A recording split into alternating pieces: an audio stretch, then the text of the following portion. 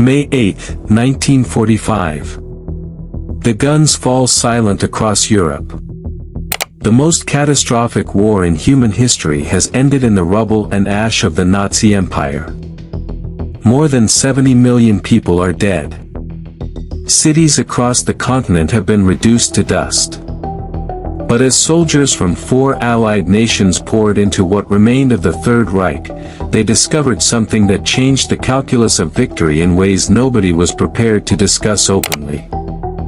Germany had not only built a war machine of unprecedented brutality, it had also built one of the most sophisticated scientific and technological establishments in the world. Rocket engineers who had sent missiles screaming into the skies over London. Chemists who had synthesized the nerve agents sarin and tabun. Aeronautical engineers whose jet aircraft outclassed anything the Allies could field. Aviation doctors who had conducted experiments on human beings in the name of science. The question of what to do with these men, their knowledge, their crimes, their futures, would haunt the following decades. And the answers that emerged would reshape the modern world in ways that are still reverberating today. To understand what happened after the war, we must first understand the world from which these scientists came. In the years before Adolf Hitler rose to power, Germany stood at the pinnacle of global science. German universities were the envy of the world. 29 Germans had won Nobel Prizes between 1901 and 1930, in physics, chemistry, and medicine. The German language was the language of science. To not speak it was to be cut off from the frontier.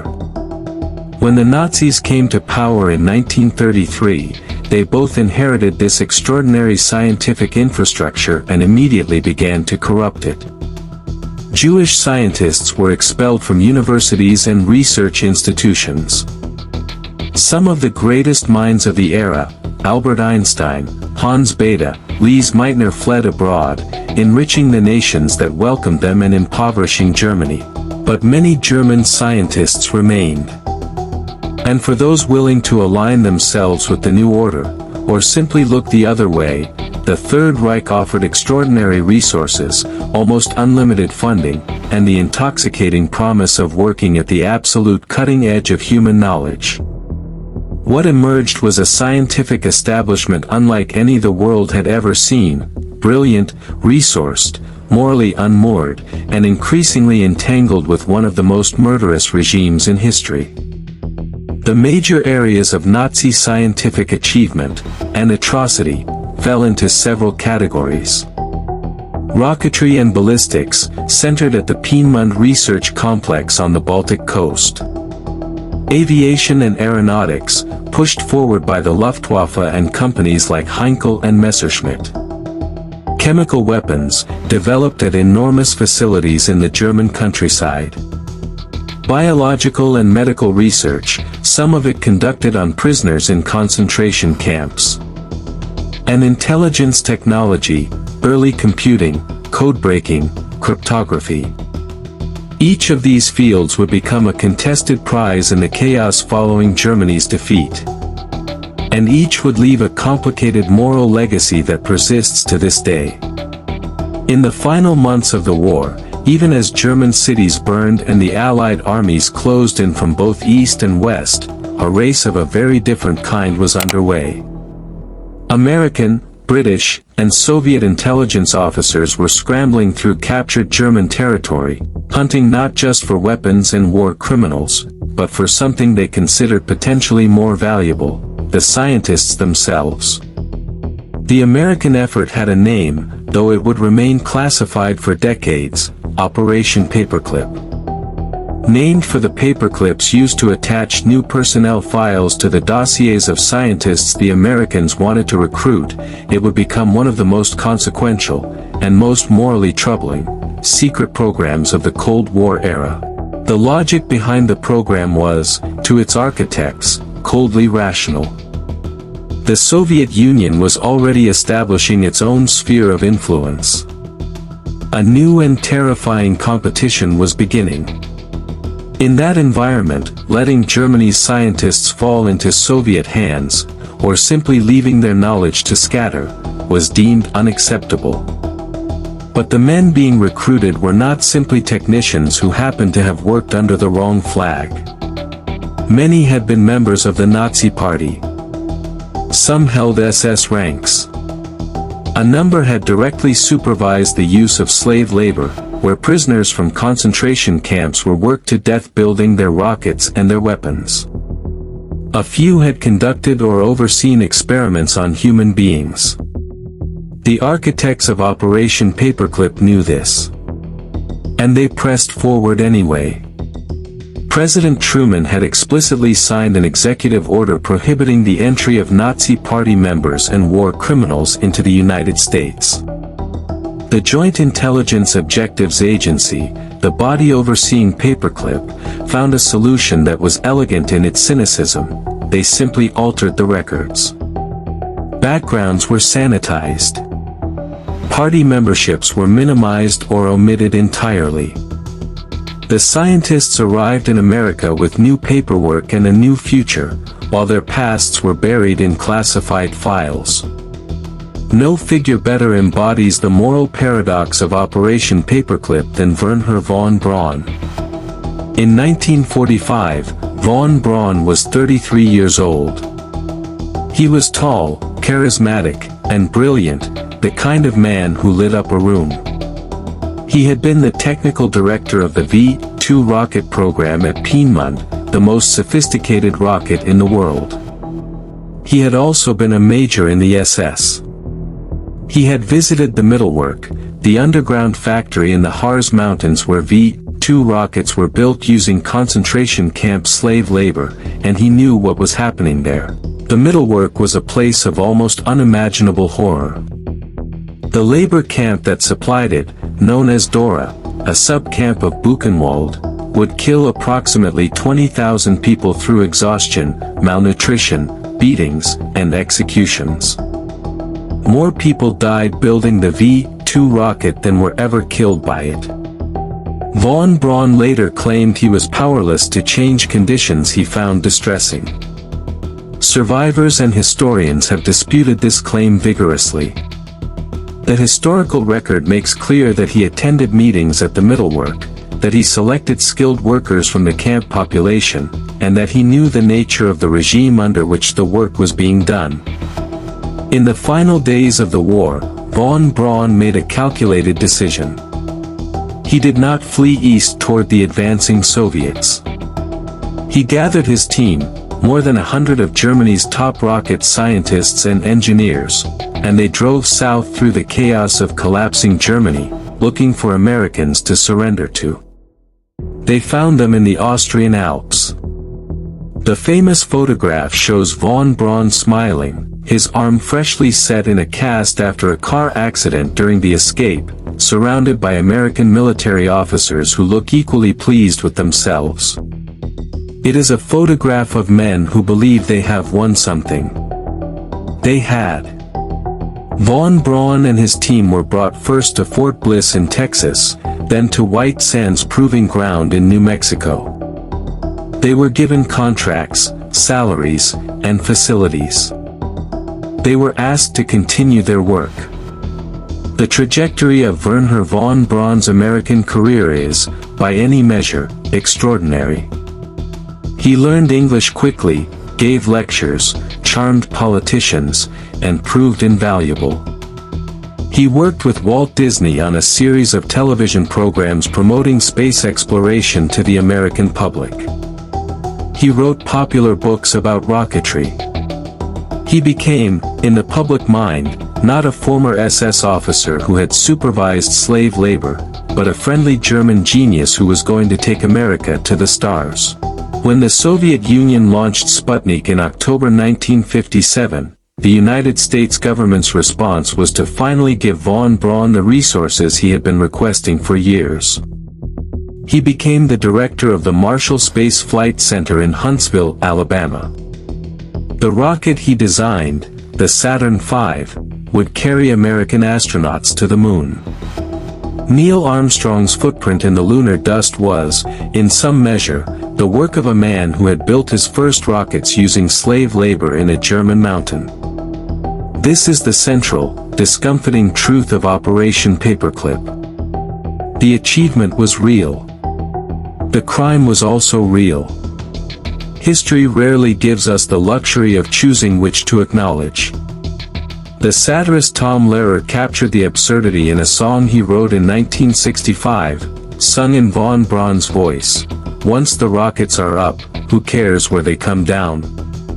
That's not my department, says Wernher von Braun. The joke landed because the target was real. Von Braun was the most famous name on Operation Paperclip's list, but he was far from alone. The program ultimately brought more than 1,600 German scientists, engineers, and technicians to the United States. Their stories vary enormously, in their wartime roles, in their degree of culpability, and in the trajectories of their American lives. Walter Dornberger was von Braun's military superior at Piemont, a Wehrmacht general who had championed the V-2 program from its earliest days. After the war, a British military tribunal found sufficient evidence of war crimes to want him prosecuted. The Americans interceded. Dornberger was recruited under Paperclip and ended his career as a vice president of Bell Aerosystems, a major American defense contractor. Kurt Debus had been a committed Nazi, a member of both the party and the SS who had once denounced a colleague to the Gestapo. After Paperclip, he became the first director of NASA's Kennedy Space Center. He watched the Saturn V rise from the launch pad he had built. Arthur Rudolph was perhaps the most consequential case in terms of eventual accountability. As operations director of the middlework, he had direct responsibility for the conditions under which thousands of slave laborers died.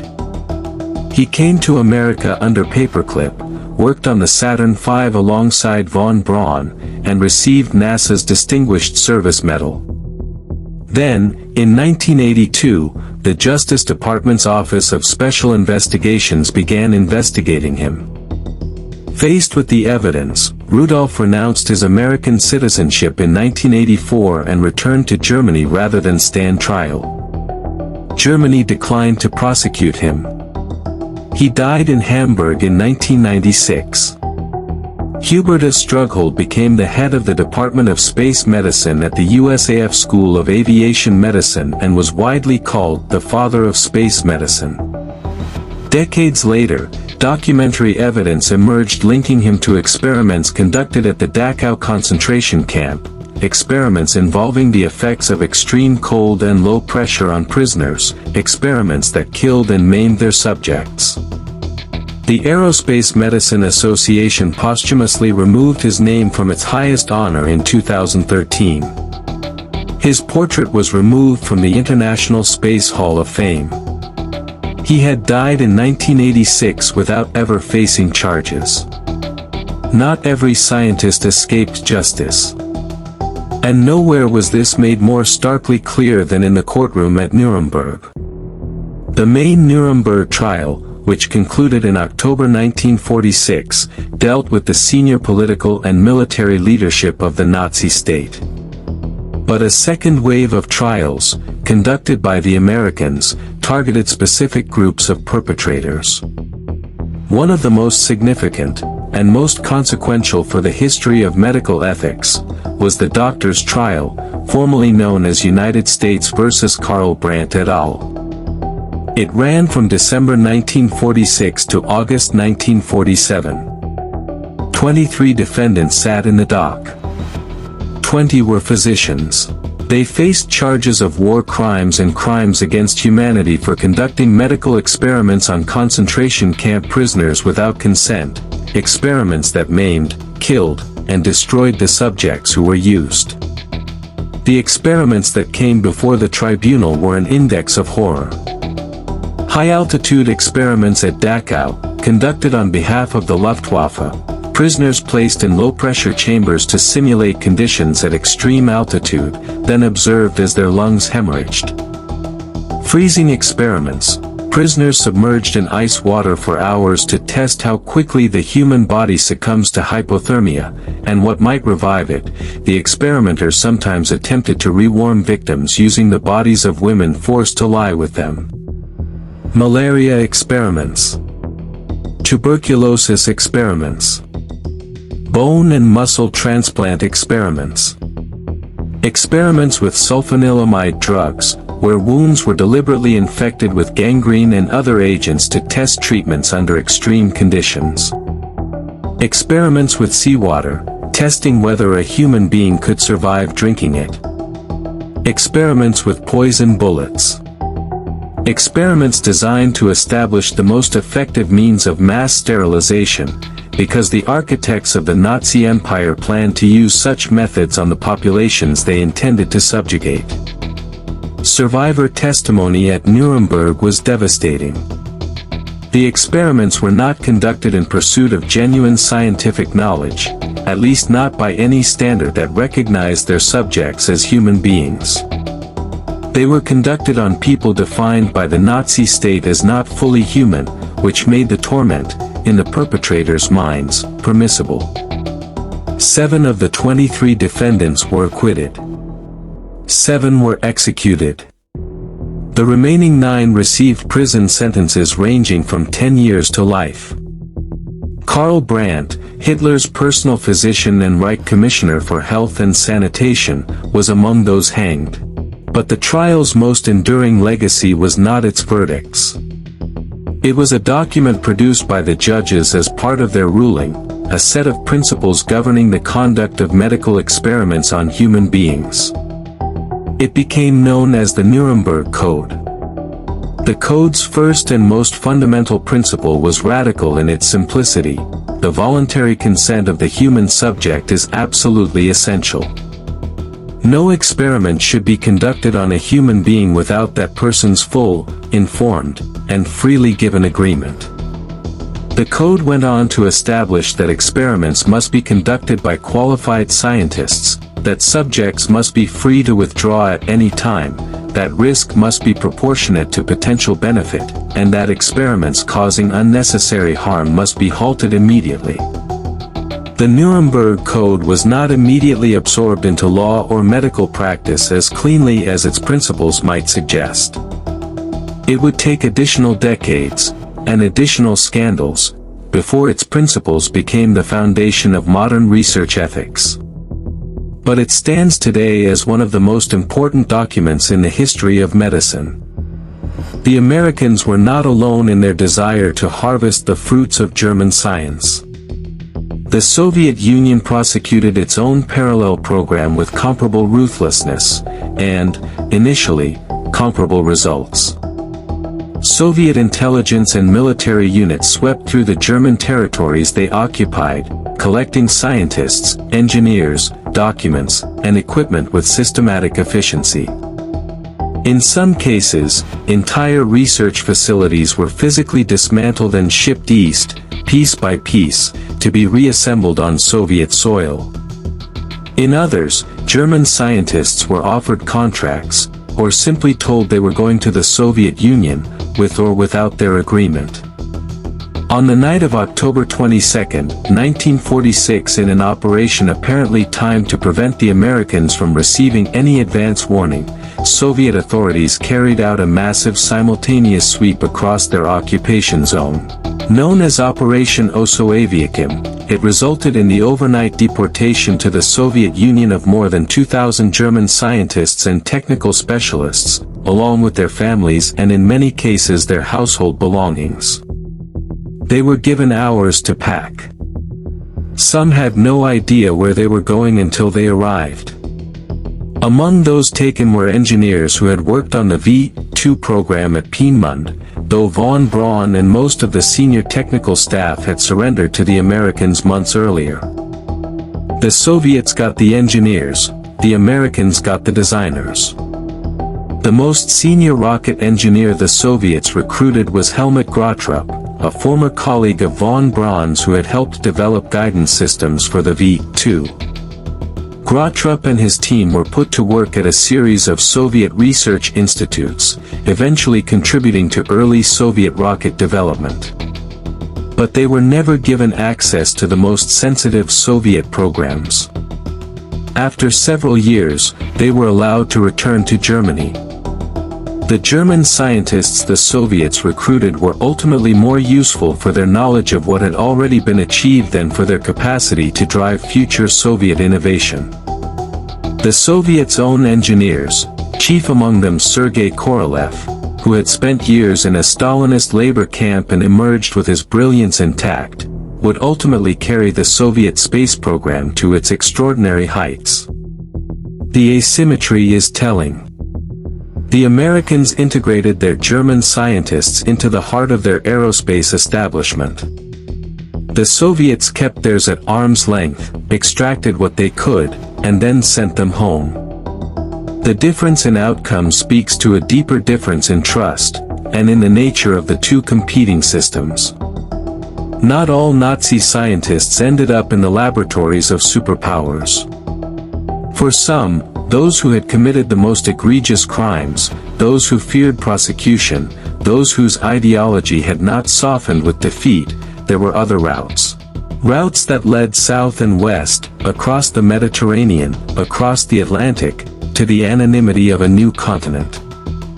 In the chaotic aftermath of the war, as millions of displaced persons flooded the roads of Europe, the escape networks that would become known as ratlines took shape. Some were organized by former SS members. Some received assistance, knowingly or not, from elements of the Catholic Church, particularly from Croatian and Austrian clergy who were ideologically sympathetic or simply deceived. Some were run by Middle Eastern intelligence services who saw value in Nazi expertise. All of them operated in the shadows of a continent that was too overwhelmed to police its own wreckage. The most significant destination was Argentina under Juan Perón. Perón's government actively welcomed former Nazis, seeing in them a source of technical expertise, military knowledge, and ideological kinship. Argentine diplomats and military attachés helped facilitate travel documents. Thousands of former Nazis entered Argentina in the late 1940s, some under their own names, some under assumed identities. Among the most notorious was Adolf Eichmann, the SS officer primarily responsible for administering the logistics of the Holocaust. He lived in Argentina for years under the name Ricardo Clement, working in a Mercedes-Benz factory outside Buenos Aires. He was found by Israeli intelligence, abducted, taken to Israel, tried, convicted, and executed in 1962. Josef Mengele, the Angel of Death of Auschwitz, who had conducted sadistic experiments on prisoners, also fled to Argentina. He later moved to Paraguay and then Brazil. He was never caught. He died by drowning in 1979 while swimming at a beach in Brazil, having lived more than 3 decades as a fugitive without ever facing justice. These are scientists in the broadest sense, men who used the methods and authority of science to degrade and destroy human life. The fact that Mengele was a trained physician, that he held a medical doctorate, makes his crimes more horrifying, not less.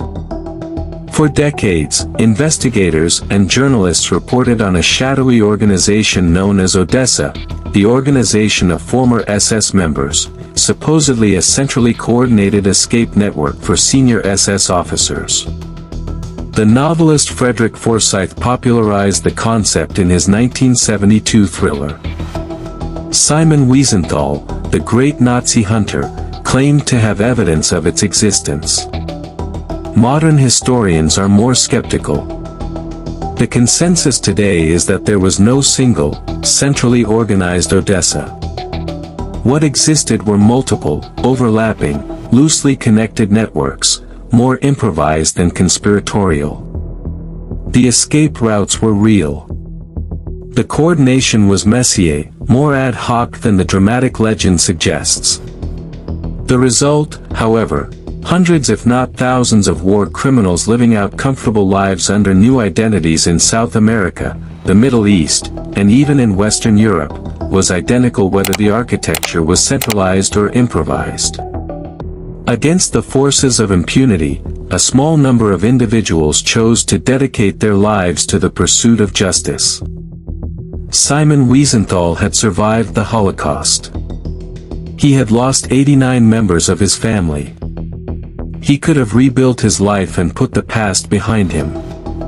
Instead, he devoted the rest of his decades, he lived to be 96, to tracking down Nazi war criminals and bringing them to justice. He established the Jewish Documentation Center in Vienna and worked in close collaboration with governments, intelligence agencies, and prosecutors across the world.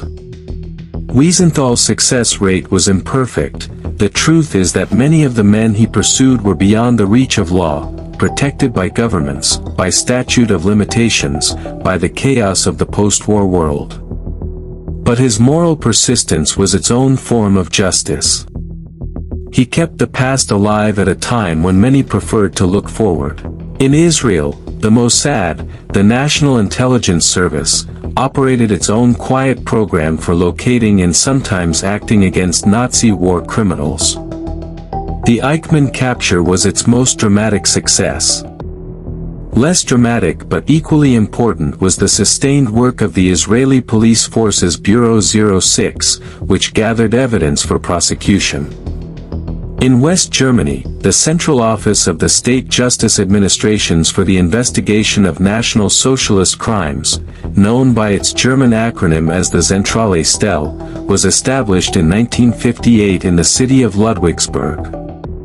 It became the institutional heart of German efforts to prosecute Nazi war criminals, and it continues to operate today, still investigating cases involving individuals now in their 90s and older. The rocket scientists were not the only ones who found new patrons. Germany's chemical weapons scientists carried knowledge that was uniquely, terrifyingly valuable, because what they had developed was unlike anything previously known. In 1936, a German chemist named Gerhard Schrader working for the conglomerate IG Farben accidentally synthesized a compound of extraordinary lethality. He had been researching pesticides. What he found instead was tabun, the first of the so-called nerve agents, chemicals that disrupted the nervous system with microscopic doses, causing convulsions, respiratory failure, and death within minutes. He followed it with sarin, even more potent. By the end of the war, Nazi Germany had produced tens of thousands of tons of nerve agent and had gone further still, synthesizing a third compound, soman, that represented another leap in lethality. None of these weapons had been used in combat. Hitler, who had himself been gassed in the First World War, was apparently reluctant to open that particular door, and some historians have argued that he feared Allied retaliation in kind. But the knowledge existed. And it was now up for grabs. The Americans, British, Soviets, and French all captured portions of Germany's chemical weapons stockpile and its scientific expertise. Some of the scientists who had developed these weapons, including Schrader himself, ended up working for Western chemical companies in the post-war decades, their wartime work sanitized for civilian applications. Organophosphate chemistry, from which nerve agents derive, also underlies the modern pesticide industry. The Soviets took the German nerve agent research and ran with it. Decades later, they developed an entirely new class of compounds, the Novichok agents, many times more potent than sarin, building on the German foundation. When a former Russian intelligence officer named Sergei Skripal was poisoned with Novichok in the English city of Salisbury in 2018, it was, in a sense, the latest chapter in a story that began in a German laboratory in 1936. This is one of the most troubling legacies of the Nazi scientific enterprise. The knowledge that was acquired, even when the men who possessed it faced some degree of justice or obscurity, did not disappear. It passed into the bloodstream of the Cold War world and beyond. The legacy of the Nazi medical experiments is more complicated, not because the crimes were ambiguous, but because of what was done with the knowledge they produced, and because of how the standards they violated came to reshape the practice of medicine worldwide. The question of whether to use data from unethically conducted experiments is one that has no clean answer and has been debated by ethicists, scientists, and historians for decades. Some of the hypothermia data collected at Dachau has been cited in medical literature. Other scientists have argued that the data's provenance means it should never be used, that to cite it is to retroactively validate the experiments. The debate continues. What is clearer is the institutional transformation that followed Nuremberg. The Nuremberg Code of 1947 was followed by the Declaration of Helsinki in 1964, drafted by the World Medical Association, which built on Nuremberg's principles and extended them with more detailed guidance. The Belmont Report, produced by an American National Commission in 1979 in the aftermath of the Tuskegee syphilis study scandal, established the framework of respect for persons, beneficence, and justice that governs research ethics in the United States to this day. Institutional review boards, the committees that must now approve any research involving human subjects before it begins, are, in a direct line of causation, a response to what happened in the concentration camps. The consent form you sign before participating in a clinical trial exists, in part, because of what the Nazi doctors did and what the Nuremberg judges wrote in response. In West Germany, the process of coming to terms with the Nazi scientific legacy was slow, contested, and deeply uneven. In the immediate post-war years, the priority was reconstruction. The Federal Republic needed qualified professionals, doctors, lawyers, scientists, engineers, administrators, to rebuild its institutions. The uncomfortable truth is that many of those professionals had served the Nazi state. A period of denazification, conducted under Allied supervision, produced thousands of assessments and rulings. Many were cursory. The process was widely criticized even at the time as inadequate, and subsequent research has confirmed that criticism. Many individuals with significant Nazi-era records returned to prominent positions in West German society. Hans Glauck is perhaps the most striking example from outside the scientific sphere, a senior civil servant who had written official legal commentaries on the Nuremberg race laws had by the 1950s become one of Konrad Adenauer's most trusted aides. Within science and medicine specifically, the pattern was similar. A number of doctors who had been involved in euthanasia programs, the mass killing of people with disabilities, which the Nazis called Action T4, returned to medical practice after brief periods of professional suspension or legal proceedings that resulted in acquittals. Some rose to positions of professional prominence. The tide began to turn in the early 1960s. The Eichmann trial in Israel, broadcast around the world, presenting testimony from survivors in harrowing detail, awakened a new generation of Germans to the scale of what had been done in their country's name. German prosecutors, particularly Fritz Bauer, the Attorney General of Hesse who had helped the Israelis locate Eichmann, pushed for domestic prosecutions. The Frankfurt Auschwitz trials, which ran from 1963 to 1965, put 22 former Auschwitz personnel in the dock. The charges included mass murder, torture, and crimes against humanity. The defendants were not the senior architects of the Holocaust, most of those had been dealt with at Nuremberg, but the men who had operated the machinery of killing on a daily basis. 6 defendants were sentenced to life imprisonment. 11 received sentences of varying length. 3 were acquitted. It was, by the standards of what the crimes actually were, a limited reckoning. But it was also the first time that a German court had systematically examined the operation of the death camps, heard survivor testimony on a large scale, and rendered guilty verdicts that could not be dismissed as Allied victors' justice. The trials forced an entire nation to look at itself, and what it saw was uncomfortable enough that many Germans chose not to look for as long as they possibly could. Justice, when it came, often came late.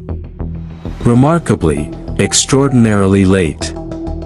And in recent years, the German legal system has pursued prosecutions of individuals who were very young men and women during the war, and are now very old people facing their final years.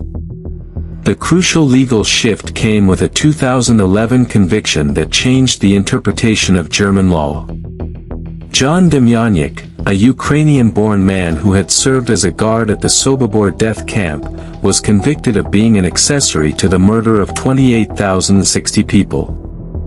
The key legal innovation was that the court did not require proof that Demjanjuk had personally committed a specific act of killing. Service at a death camp, participation in its operation, was itself sufficient to establish guilt as an accessory to murder. This ruling opened the door to a new wave of prosecutions. Oskar Groening, the accountant of Auschwitz, who had processed the belongings of arriving prisoners and counted the currency confiscated from those being sent to the gas chambers, was convicted in 2015 at the age of 93. He had never claimed to be innocent of participation. He had, in fact, spoken publicly about what he had witnessed, partly out of a desire to counter Holocaust deniers. He died in 2018 before he could begin his sentence. Bruno Day, a former SS guard at the Stutthof concentration camp, was convicted in 2020 at the age of 93 of 5,232 counts of accessory to murder. He was sentenced to 2 years probation, given his age. In 2021, a 99-year-old man, a former concentration camp guard who had been identified as the last living defendant in such a case in Germany, was charged. The German authorities were pursuing a case against a centenarian, nearly 80 years after the crimes were committed. These prosecutions raise genuine philosophical questions about justice, about what it means to punish a 90-year-old for crimes committed at 20. But they also represent something that their architects believe is crucial, an unambiguous statement that these crimes cannot be washed away by the passage of time, that there is no statute of limitations on murder. The United States' reckoning with Operation Paperclip and its consequences has been slower, more reluctant, and in many ways less complete than Germany's. The classified files on the program were not declassified until the 1990s, when the Nazi War Crimes Disclosure Act of 1998 required federal agencies to release documents related to Nazi war criminals. What those documents revealed confirmed what historians had long suspected, that the backgrounds of Operation Paperclip scientists had been deliberately falsified, that individuals with documented histories of Nazi Party membership, SS rank, and in some cases direct involvement in war crimes have been knowingly recruited and brought to the United States. The Justice Department's Office of Special Investigations, established in 1979 to pursue Nazi war criminals who had settled in the United States, did investigate several paperclip scientists. Arthur Rudolph, as we have seen, renounced his citizenship rather than face trial. A handful of others were investigated. Most of those investigations went nowhere. The broader public conversation about paperclip remained limited for decades. These were, after all, men who had become heroes of the American space program. Huntsville, Alabama, still calls itself Rocket City, and has a museum dedicated to its aerospace heritage. Wernher von Braun's face appears in murals and commemorative displays. The question of how to honor technological achievement while acknowledging moral compromise is one that American institutions have not resolved, and in many cases have not seriously attempted to resolve. What happened to Nazi scientists after the war ended? The answer is, many things. Some faced justice, swift, clear, and relatively merited.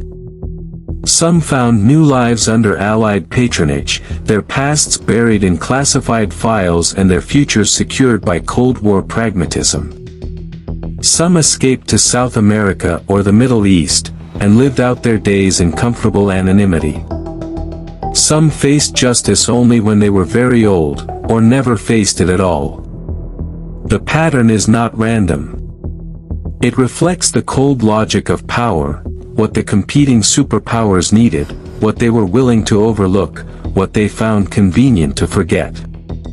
It reflects the limitations of international law in the immediate aftermath of an unprecedented catastrophe. It reflects the human capacity for looking away when looking might be costly. But it also reflects something else.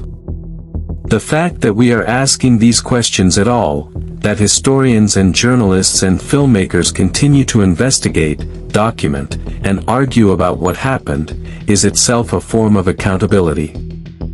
The records were declassified. The files were opened. The names were named.